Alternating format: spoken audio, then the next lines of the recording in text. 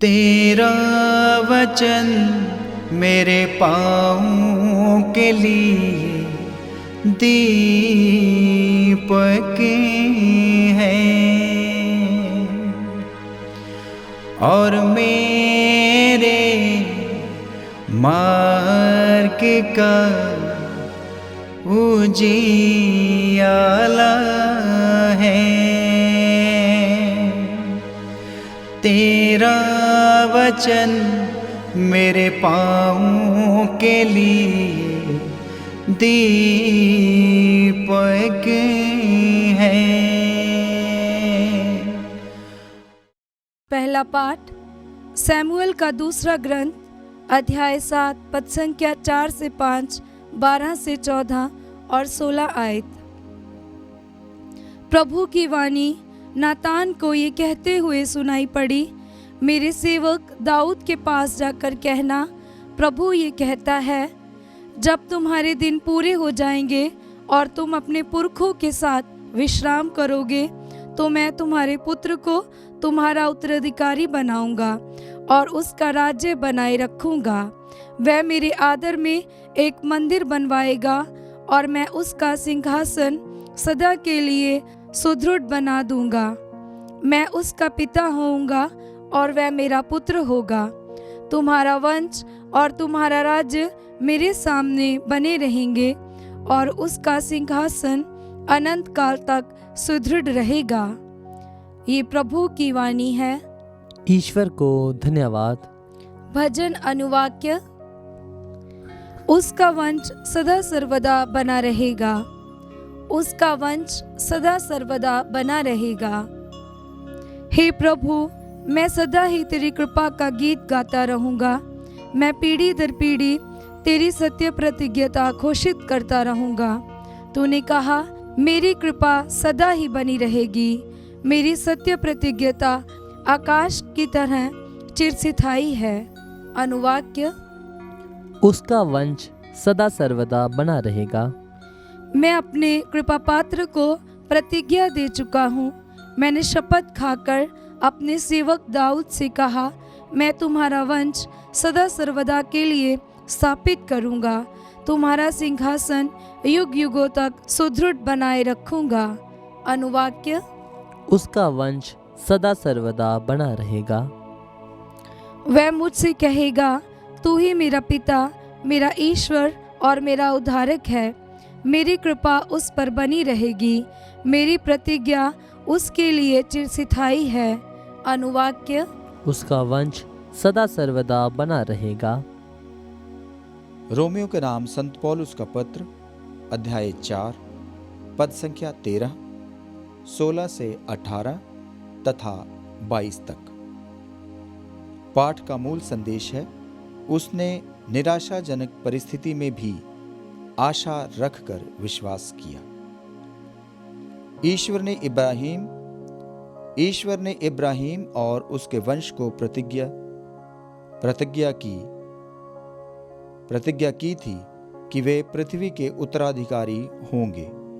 यह इसलिए नहीं हुआ कि इब्राहिम ने संहिता का पालन किया, बल्कि इसलिए कि उसने विश्वास किया और ईश्वर ने उसे धार्मिक माना है।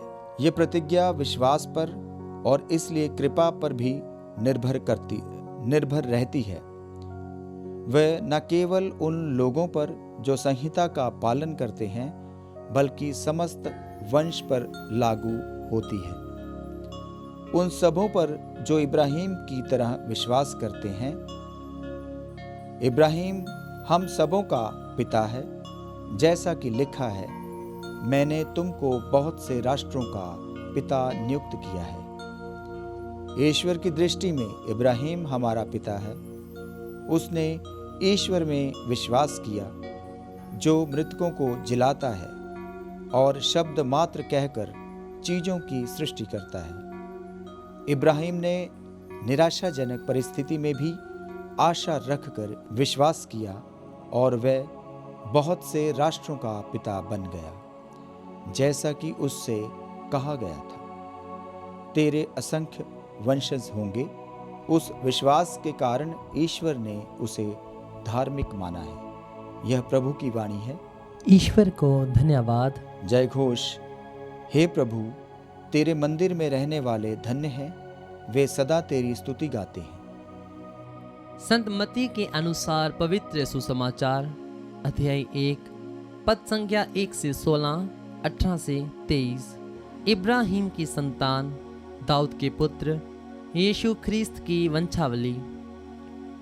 इब्राहिम से इसहाक उत्पन्न हुआ, इसहाक से याकूब, याकूब से यूदस और उसके भाई यूदस और थामर से फारेस और जारा उत्पन्न हुए।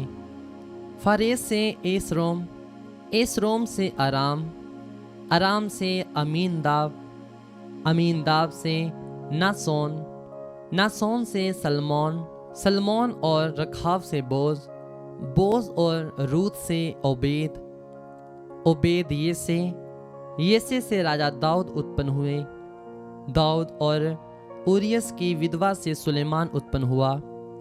सुलेमान से रोबोआम, रोबोआम से अबिया, अबिया से आसाफ, आसाफ से योसफात, योसफात से योराम, योराम से औजियस, औजियस से योआथाम, योआथाम से अखाज, अखाज से अजीकियस, अजीकियस से मनेसास, मनेसास से आमोस, आमोस से योसियस और बाबुल निर्वासन सलाथियल से जोरबेल, जोरबेल से अबियूद, अबियूद से एलियाकिम, एलियाकिम से अजोर, अजोर से सादोक, सादोक से आखिम, आखिम से एलियूद, एलियूद से अलियाजार, अलियाजार से मत्थान, मत्थान से याकूब, याकूब से मरियम का पति यूसुफ और मरियम से यीशु उत्पन्न हुआ, जो ख्रीस्त कहलाते हैं।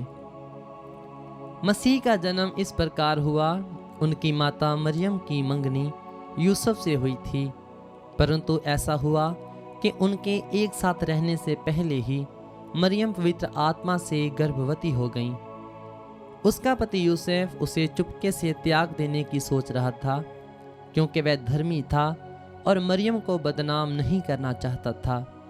वह इस पर विचार कर ही रहा था कि उसे स्वप्न में प्रभु का दूत ये कहते हुए दिखाई दिया, हे यूसुफ, दाऊद की संतान, अपनी पत्नी मरियम को अपने यहाँ लाने से नहीं डरें, क्योंकि उनके जो गर्भ में है वह पवित्र आत्मा से है।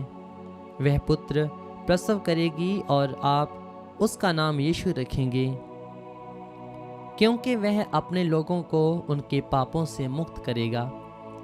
ये सब इसलिए हुआ कि नबी के मुख से प्रभु ने जो कहा था वह पूरा हो जाए। देखो, एक कुंवारी गर्भवती होगी और पुत्र प्रसव करेगी और उसका नाम इमैनुएल रखा जाएगा, जिसका अर्थ है ईश्वर हमारे साथ है। ये प्रभु का पवित्र सुसमाचार है। ख्रीस्त की जय।